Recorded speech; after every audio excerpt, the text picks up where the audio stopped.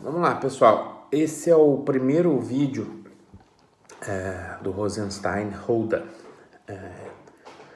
trabalho de 1943, problemas de industrialização da Europa do Leste e do Sudeste. Né? O Rosenstein-Holden é um dos pioneiros, se não o pioneiro, na literatura sobre desenvolvimento econômico ali no imediato pós-Segunda Guerra Mundial. A gente está falando basicamente nesse contexto, né? Ele é o pioneiro no momento em que a economia do desenvolvimento se consolida como uma disciplina autônoma, né? Rosenstein-Holden é tido como um autor que vai buscar explicar as trajetórias do desenvolvimento a partir do que se convencionou denominar de desenvolvimento equilibrado. Desenvolvimento equilibrado. Daqui a pouco a gente chega lá explicando o que ele quer dizer com isso, né? Ele é polonês, tem atuação acadêmica nos Estados Unidos, né? E ele vai entender o processo de desenvolvimento, o desenvolvimento primeiro como um processo. Então está muito claro na perspectiva dele que para a gente entender o desenvolvimento a gente deve entender as trajetórias e não os pontos de equilíbrio em si, né? Então tem que entender o desenvolvimento na sua perspectiva dinâmica. O tempo é uma variável fundamental. O tempo é uma variável fundamental que influencia os processos de desenvolvimento econômico. Assim, a trajetória de desenvolvimento, o caminhar rumo ao desenvolvimento é um objeto de análise fundamental. A lógica não é olhar para determinados, tal qual Schumpeter, né? Determinados pontos específicos de equilíbrios, mas é olhar o movimento entre esses pontos, como ocorre a trajetória no sentido dinâmico. Por isso, a importância do tempo. Por que é importante olhar para a trajetória também? Ele vai falar, olha, porque é importante olhar para o tempo e para a trajetória. Há diversas possibilidades de trajetórias específicas de desenvolvimento. Ou seja, a partir dessa constatação, logo de cara, a gente já percebe uma contraposição às interpretações mais convencionais, ortodoxas, atemporais, universais, que enfatizam a lógica da convergência. Rosenstein-Holden vai falar, olha, há diferentes possibilidades, diferentes trajetórias específicas. Essas trajetórias não necessariamente levam à convergência via comércio internacional. Além disso, quando a gente está discutindo que há diferentes possibilidades, diferentes trajetórias, a gente já pode contrapor a leitura do Rosenstein-Holden à interpretação do Rostow. Aqui, o Rosenstein-Holden é um pioneiro, o Rostow vai descrever um pouco mais de uma década depois. Mas a ideia do Rostow é que eu tenho determinadas etapas, tem um grande grau teleológico de explicação do desenvolvimento a partir de determinadas etapas sucedâneas, não necessariamente automáticas, mas porém estilizadas, sucedâneas.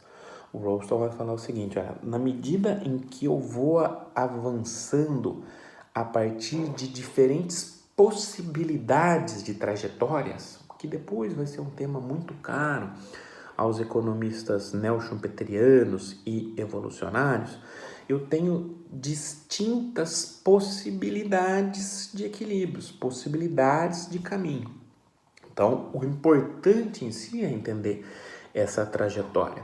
O importante é entender como essa trajetória evolui também. Por quê?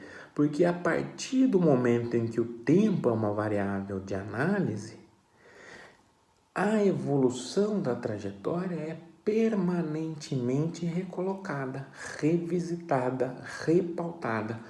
Ou seja, a partir do momento em que eu tenho uma mudança estrutural, ou permanentes mudanças estruturais, como o tempo impacta nesse processo, os caminhos, as possibilidades de trajetórias vão sendo recolocadas novamente.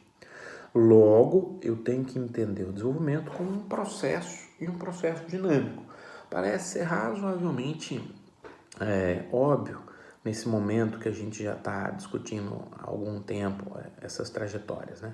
Mas temos que entender que ele é o precursor desse movimento de consolidação da economia, do desenvolvimento como disciplina autônoma, e ele está ali debatendo com uma tradição que já de alguns séculos de entender o desenvolvimento a partir de uma naturalização de fenômenos sociais, de uma lógica da convergência, de abstraindo-se de diferentes trajetórias, diferentes possibilidades, abstraindo-se de diferentes contextos, levando em consideração, não levando em consideração o tempo. Então, ok. Rosenstein rodando, contextualizando esse processo, né? Aí ele vai falar, olha, o desenvolvimento, o processo de desenvolvimento, essas diferentes configurações, na verdade, teriam como base elementos pautados na acumulação de capital, formação e acumulação de capital e industrialização, como a gente já discutiu. Essas seriam as duas bases fundamentais para o desenvolvimento econômico. Formação de capital e industrialização. Então, como que ele vai entender esse processo? Ele vai entender esse processo a partir do que ele chama de desenvolvimento equilibrado, ou Big Push, né? Um grande empurrão. Há a necessidade de se construir ao mesmo tempo todos os andares do edifício, usando a metáfora da professora Conceição Tavares, né? Vai ser uma metáfora posterior ao Rosenstein Rodin, né? Mas a ideia é de atuar com um bloco de investimento consolidado, integrado, pensado de maneira sistêmica e desenvolvido de uma tacada só, para integrar todas as diversas dimensões da industrialização e da viabilização da formação de capital. Essa é a diretriz geral, o Big Push. Daqui a pouco a gente vai explicar direitinho como isso ocorre. Mas por que o Big Push? Esse é um ponto importante. Por que um desenvolvimento equilibrado nessa perspectiva? Olha, a ideia é de que há uma complementaridade muito grande entre os blocos de investimento. Há uma complementaridade muito grande entre os blocos de investimento, que fariam com que a estratégia mais adequada fosse aquela baseada numa integração e num investimento em bloco. Essa complementaridade é o que justificaria o avanço na direção do Big Push.